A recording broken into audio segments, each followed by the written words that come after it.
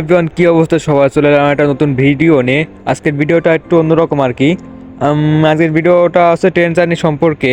তো জীবনে আমি অনেক ট্রেন জার্নি করছি, তো ভাবলাম একটা ট্রেন জার্নির ভিডিও করেই ফেলাই। তো আপনাদের মাঝে সেটা শেয়ার করলাম। তো আমি এখন অবস্থান করছি বগুড়া জেলাতে। এখান থেকে 1 ঘন্টা জার্নির মাধ্যমে আমি চলে গেলাম জয়পুরহাট জেলা।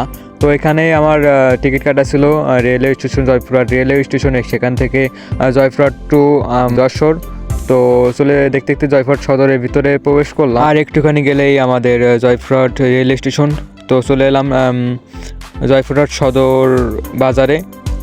তো মেন শহর এটা। আজ যেহেতু বিজয় দিবস উদযাপন চলতেছে, ওই সামনে পুলিশ কাকু। একটু পরে মনে পড়লো যে মানিব্যাগের অবস্থা খুবই খারাপ। তারপর প্রায় 5 কিলোমিটার হাঁটাহাঁটি করার পরে এটিএম বুথ খুঁজে পেলাম। এটিএম বুথ খোঁজা অনেকটা কঠিন হয়ে গেল। তো অনেক চেষ্টার পরে খুঁজে পাওয়ার পরে কিছু টাকা হাতে হলো আর কি। তারপর ট্যুরের জন্য প্রস্তুত। এখন বাজে 11টা। তো আমার ট্রেন 11টা 24-এ। তারপর চলে এলাম 11টা 24-এর আগেই। ভাবতেছি ট্রেন মিস করি কিনা।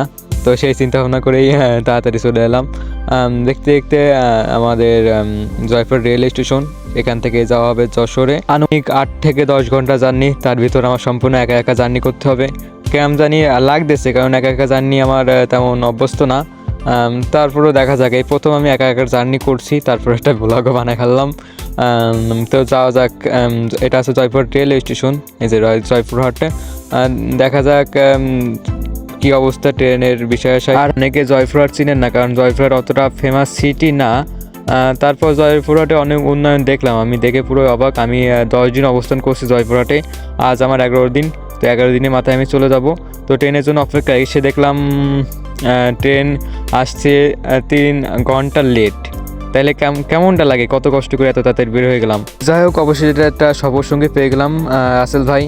সেও আমার সাথে যশোর যাবে। খুব অল্প সময় তার সাথে পরিচিত হয়ে গেলাম, এবং সে খুব একটা ভালো, তার সাথে বন্ধুত্ব সৃষ্টি হয়ে গেল। আমি যেখানে দাঁড়ায় আছি এটা জয়পুরহাট রেল স্টেশনের উপরে, ওভার ব্রিজের পরে। তো এখান থেকে পরিবেশটা দেখতে অসম্ভব সুন্দর।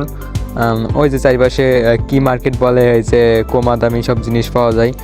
ওটা আছে নিচে, যে শীতকালে সব বস্ত্র ওইখানে পাওয়া যায়। আর এখানে এই ট্রেনটা দাঁড়ায় আছে। আমাদের ট্রেনটা না আসা পর্যন্ত সে যাইতে পারছে না। তো মাথায় না আসে কি আর করার, এখন একটু ঘুরতে বেরোয়, কারণ 3 ঘন্টা পরেই আমাদের ট্রেন আসবে। তো এটা আমি আসলাম ঐতিহ্যবাহী বারোঘাটি পুকুর। এটা হচ্ছে জয়পুরহাট রেল স্টেশনের পিছনে। তো জায়গাটা অসম্ভব সুন্দর। আরও আজকের বিজয় দিবসের দিন চারিপাশে এই যে, আর বললাম না, যেহেতু আজকে বিজয় দিবস এটা না হলে তো আর হয়ই না। আর এই পাশে সামনে জয়পুরহাট ডিগ্রি কলেজ, সেখানে অনুষ্ঠান চলতেছে। তাইতে কিন্তু রিক্স আর নিলাম না। 11টা ট্রেন যেহেতু 2টায় আসবে, সেহেতু যাওয়া যাক একটু দই খাইতে, কারণ বগুড়া জয়পুরহাটের দিকে দইগুলো অসম্ভব সুন্দর খাইতে। তো সেই জন্য একটা বিখ্যাত শর্মা সুইটসে চলে এলাম। জয়পুরহাটের বিখ্যাত একটা দধি ঘর। তো এখানে অসম্ভব সুন্দর দই পাওয়া যায়। অনেকক্ষণ যাবৎ খুঁজে বের করলাম এই হোটেলটা। এখানকার দই অসম্ভব সুন্দর। এই দই, এটা এখানে বাটি দই এবং ভাড়ের দই 2 রকম পাওয়া যায়। আমাদের যশোর জেলায় কিন্তু বাটি দই তেমন দেখা যায় না আর কি। তো ভাবছি নিয়ে যাবো কি যাবো না। তো তার আগে একটু টেস্ট করে নেওয়ার পালা। তো চলে গেলাম টেস্ট করতে। তো আমি টেস্ট করতে ব্যস্ত, আর খাবারের কোনো পিক বা ভিডিও আপলোড দেয় না, তার জন্য আমি দেখাইতে পারলাম না, শুধু খাইতেছি আর কি। সেটাও যদি দোষ হয়ে থাকে তাহলে ক্ষমা দৃষ্টিতে দেখবেন। মুখে থাকার মতো একটা খাদ্য আর কি। কারো লাগলে বললেন, আমি নিয়ে আসবা না। খাওয়া দাওয়া শেষে 1:30 বেজে গেল। তো ট্রেন আসবে প্রায় আর কি। তো আমি আমার সবকিছু রেডি করে রাখলাম। এদের ভিড়ও দেখা যাচ্ছে অনেক। এরা বিজয় দিবসের দিন এরাও যাবে। আমি শুধু ভাবতেছি আমি ট্রেনে যাবো কি করে এত লোকের সাথে। ওকে, সেটা পরের বিষয়। তো দেখতে দেখতে চলে এলো আমাদের ট্রেন। তো এত সুন্দর সাজানো দেখে তো জোশ লাগতেছে। আজকে যেহেতু বিজয় দিবসের দিন, তো তারাও শ্রদ্ধাঞ্জলি করছে। তো এটা আমাদের ট্রেন। তো সাজাই একেবারে পরিপাটি হয়ে ঢুকলো আমাদের জয়পুর রেলওয়ে স্টেশন। সেখান থেকে যাওয়া হবে যশোর। এখান থেকে মেবি 330 থেকে 350 কিলোমিটার দূরে। তো ট্রেনের সেই সিটটা খোঁজার পালা।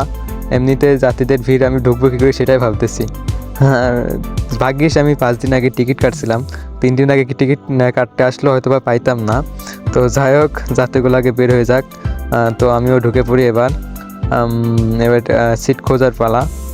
তো দেখা যাক সিট কি অবস্থা, কোন সিট পড়ছে। আমার সিট ছিল 58 নম্বর, তো বসে পড়ি 58 নম্বরে। সিট অবস্থা তেমন ভালো না, মনের মতো সিট পাই নাই। তো যাই হোক, অনলাইনে ছিল একরকম, দেখালো আর এক রকম। এটা সবাই বিভ্রান্তিতে পড়ে ট্রেনের যারা ভ্রমণ করে। তো যাই হোক, সিটটা আমার পাশে, তো আমি একজনের সিটে বসে পড়লাম, তিনি এখনও আসে নাই। আমার সিট হচ্ছে পাশে, তো এখানে দিলেও আমি খুশি হইতাম। তো সমস্যা নেই, আল্লাহ ভরসা। তো বাই বাই জয়পুরহাট জেলা। 10 দিন অনেক ঘুরছি আপনাদের জেলাতে, তো অনেক মজা পাইছি। এবার যাওয়া যাক আমার নিজের জেলাতে। জয়পুরহাট জেলার কোনো পার্ক বা কোনো দর্শনীয় স্থান বাদ দিলাম না, সবই ঘুরলাম। তো একে একে সব ভিডিও দেখানোর চেষ্টা করব। ট্রেনের অবস্থা এই, এমনিতে সিট তো দখলে, তার ভিড়। A few minutes later. তো যারা রেল স্টেশনের পরে আক্কিপুর রেল স্টেশন, এটা নওগাঁ জেলাতে অবস্থিত। তো জয়পুরহাট জেলা ক্রস করে আমরা নওগাঁ জেলার ভিতর ঢুকে গেলাম, এবং সাথে সাথে ট্রেনও ছেড়ে দিল। তো একটু মন খুলে দাঁড়াইলাম, তারপর আর হইলো না, ট্রেনের ভিতরে আবার ঢুকতে হলো। আক্কিপুর রেল স্টেশন ক্রস করে আবার একটা রেল স্টেশন চলে এলাম। তো এটা হচ্ছে সান্তার রেল স্টেশন। এটা অনেক বড় আর কি। তো সান্তার রেল স্টেশন বাংলাদেশের ছিলেন এমন কেউ নাই, অস্থির একটা রেল স্টেশন, পরিবেশটাও জোস, খুবই বড়। তো এখানে কিছুক্ষণ দাঁড়ালাম, সিটে আর বসতে মন চাচ্ছে না। A few minutes later. তো একে সব রেল স্টেশন দেখানোর চেষ্টা করব। 3 ঘন্টা পরে চলে এলাম নাটোর রেল স্টেশন। এটা হচ্ছে নাটোর আর বিখ্যাত গ্রিন ভ্যালি পার্ক। এখান থেকে একটুখানি দূরেই, বেশি দূর না। তো অনেকে চাইলে ট্রেন জার্নির মাধ্যমে লালপুর আসতে পারেন। সে একটার সময় ট্রেনে উঠছি, আর এখন সন্ধ্যা হইতে গেল, অলরেডি সন্ধ্যা হয়ে গেছে। তো এটা হচ্ছে ঈশ্বরদী রেল স্টেশন। তো ঈশ্বরদী রেল স্টেশন মিডল পয়েন্টে আর কি। তো এই স্টেশনে এমন কোনো ট্রেন নাই যে থামে না, আর থামলেও অনেকক্ষণ থামে। তো এখানে 20 মিনিটের জন্য ট্রেনটা থামলো, নাস্তা পানিও করতে দাঁড়ালো আর কি, ইঞ্জিন চেঞ্জ করার জন্য। ইঞ্জিন চেঞ্জ করার ফাঁকে তো আমি কিছু খেয়ে নিলাম, প্লাস ফটোশ্যুটও করে নিলাম। তো ইঞ্জিন একদিন সম্পূর্ণ চালালে সেই ইঞ্জিনের একটু ডাউন খেয়ে যাবে।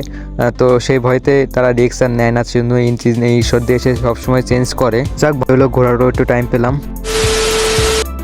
তো পুরোপুরি সন্ধ্যা, আর 5 মিনিটের মধ্যেই রাত হয়ে যাবে। তো এটা চিনে না বাংলাদেশে এমন কেউ নাই। এটা হচ্ছে রূপপুর পারমাণবিক বিদ্যুৎ কেন্দ্র। তো আমি বর্তমানে তার সামনে অবস্থান করছি। এটা দেখলাম আজ 8মবারের বেশি আর কি। তো এখানে যাওয়া অনেকবার হয়ে থাকে। তো এটা হচ্ছে পাকশি রেলওয়ে স্টেশন।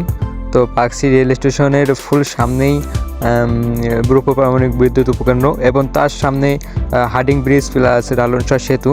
তো আমরা যাব লালন শাহ সেতু বা হার্ডিং ব্রিজ, দুইটা পরপর। তো আমরা যাব হার্ডিং ব্রিজের পর দিয়ে। তো হার্ডিং ব্রিজে অনেকবার গেছি রাত্রে, যতবারই গেছি ততবারই রাত্রে, তার জন্য ভিডিও করে দেখাইতে পারি। A few minutes later. যেহেতু এবার সুযোগ হয়েছে, তাও আবার সন্ধ্যাবেলায়, তো লাইটও জ্বালাই দিচ্ছে, দেখতেও ভালো লাগছে। তো ভিউটা দেখুন এবার।